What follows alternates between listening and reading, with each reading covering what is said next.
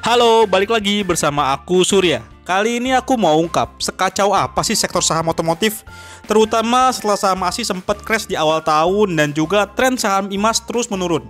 Kira-kira masih ada nggak sih harapan untuk dua saham otomotif ini untuk bangkit? Bagaimana dengan persaingan di segmen mobil listrik yang makin sengit setelah kedatangan BYD? Kami akan ulas semuanya di sini. Sebelum itu jangan lupa ajak kerabat, pacar, istri, mantan, keluarga, sampai musuh untuk subscribe channel YouTube Mikir Duit ya. Sebelum spesifik ke ASII dan IMAS, aku mau gambarin kondisi terakhir industri otomotif. Jadi, ada satu masalah besar di industri otomotif ini, yakni tingkat penjualan itu nggak pernah lebih dari 1 juta unit per tahunnya, dan ini sudah berlangsung dalam 10 tahun terakhir. Padahal jumlah pemainnya makin banyak, meski bisa dibilang silih berganti juga sih ya.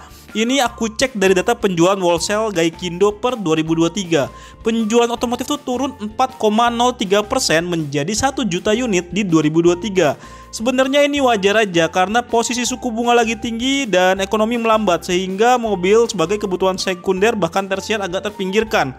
Meski begitu, penurunan penjualan mobil ini didorong oleh penjualan mobil bahan bakar fosil sebesar 9,46% menjadi 936.000 unit. Padahal sebelumnya masih di 1 jutaan. Apakah mobil listrik pelakunya? Jawabannya bukan.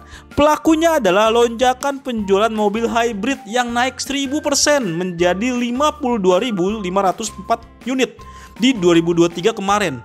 Kalau mobil listrik naik sih cuma 84% doang menjadi 17.060 unit. Kalau begini gimana nasib saham ASII dan IMAS ke depannya? Bicara ASII ini, inget, ini tuh bukan perusahaan yang jualan otomotif doang ya. Jadi ASI ini adalah induk usaha yang membawahi beberapa bisnis seperti otomotif, mulai dari onder-deal yang dipunyai nama auto hingga jualan otomotif dan juga pabriknya. Lalu ada juga jasa keuangan dari perusahaan pembiayaan hingga Bank Jasa Jakarta. Lalu dari pertambangan dan energi itu ada United Tractor. Dari agribisnis ada Astra Agro Lestari. Lalu ada juga di segmen infrastruktur logistik, teknologi, dan juga properti. Pertanyaannya, untuk jualan mobil gini, berapa sih porsinya dari total pendapatan atau laba bersih ASI? Jika mengacu ke kinerja ASII kuartal 3 2023, total pendapatan ASII dari bisnis otomotif itu senilai 99 triliun rupiah. Dengan mengasumsikan selain Astra Auto Parts itu adalah bisnis jualan mobil, ekspor, dan juga pabriknya gitu ya. Berarti total pendapatan dari jualan mobil dan lain-lain itu sekitar 85 triliun. Pendapatan itu setara 35% dari pendapatan ASII pada periode yang sama. Begitu juga dengan laba bersihnya yang berkontribusi sebesar 30,57% dari laba bersih ASI.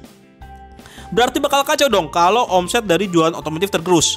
Sebenarnya dengan kondisi penjualan wholesale yang lagi turun aja, pendapatan ASII dari bisnis jualan otomotif itu naik 14%. Bahkan laba bersihnya naik 31%. Dan sebagai catatan nih, dari kinerja 2023, fakta menariknya, penjualan mobil hybrid itu lebih laris daripada EV.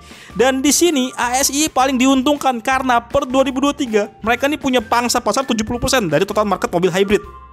Porsi pangsa pasar mobil EV ASI juga naik signifikan sih dari 1% menjadi 9%, meski nilainya kecil.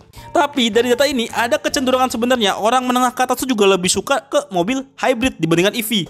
Kenapa? Karena mobil EV tuh punya jarak tempuh yang terbatas dan kurang fleksibel karena harus mikirin wah kalau mobil lowbat harus cari colokan dong gitu kan. Di sisi lain mobil hybrid menjadi solusi yang tak perlu memikirkan jarak tempuh dan juga lumayan fleksibel dan lebih hemat BBM lagi kan. Apalagi secara keseluruhan pangsa pasar ASI malah naik loh di 2023 dari 55% menjadi 56%. Itu didorong oleh penjualan mobil hybrid tersebut. Selain itu ASI juga bukan cuma bicara sektor otomotif seperti yang aku bilang di awal. Beberapa proyeksi laba bersih ASI di 2024 diperkirakan masih tetap tumbuh positif meski naiknya sangat tipis sekali dan baru naik lagi di 2025 sekitar 3%.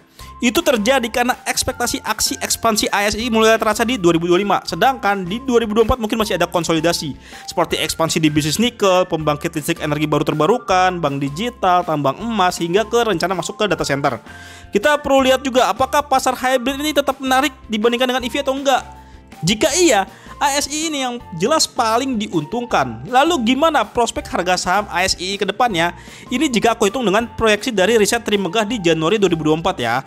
Perkiraannya harga wajar ASI itu ada di 5.300 sampai 5.400-an.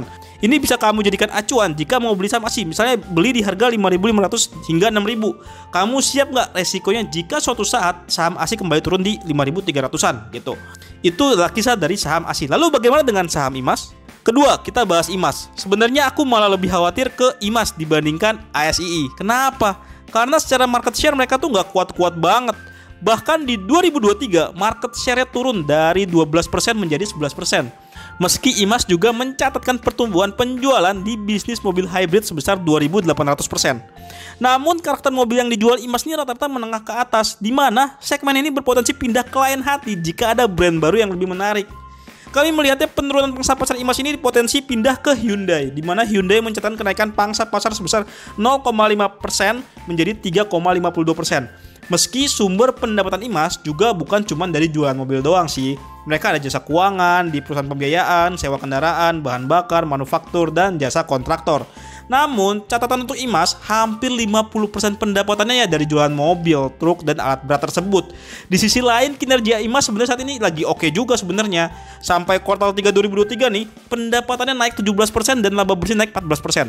Hanya saja, margin keuntungannya turun tipis. Ini juga yang bakal jadi tantangan di 2024. Nah, jadi jika ada perlambatan penjualan mobil makin terasa di 2024, bukan nggak mungkin kinerja IMAS juga melambat. Hal itu membuat harga saham IMAS bisa balik lagi ke level sebelumnya, sebelum booming di 2023 di harga 1.000-an. Nah, soalnya waktu 2023 itu ada booming yang membuat harganya hingga terbang ke 3.000-an rupiah per saham gitu. Tapi kan IMAS ada motor listrik bermerek IADEA. Nah, masalahnya omset dari motor listrik itu cuman glitikin omsetnya IMAS doang gitu, belum bisa mempengaruhi signifikan, dan persaingan di segmen motor listrik ini juga lebih sengit lagi. Nah, kesimpulannya, menurutku bisnis otomotif bahan bakar fosil ini masih bisa terus berkembang sih. Tantangannya memang pemerintah lagi mau naikin pajak kendaraan BBM, namun kayaknya update terbaru mereka bakal menunda sih, karena efeknya juga bisa signifikan ke ekonomi. Toh manufaktur kendaraan fosil juga masih cukup besar kan sekarang di Indonesia. Di sisi lain, mobil listrik baru bisa menjangkau kalangan menengah ke atas dengan harga di atas 300 juta rupiah juga. Apalagi karakter mobil listrik ini cocoknya untuk kendaraan kedua dan ketiga, bukan kendaraan utama. Serta ada tantangan di 2024-2025 jika ada beberapa mobil listrik bermasalah dengan baterainya, bakal meningkatkan keraguan pindah ke mobil listrik, apalagi masalah jarak tempuh terbatas, daya tahan baterai yang juga terbatas, serta bagaimana dengan biaya servisnya. Jadi menurutku ASI ini masih oke, cuman mungkin untuk IMAS ada proses konsolidasi terlebih dulu ya. Kalau menurutmu gimana?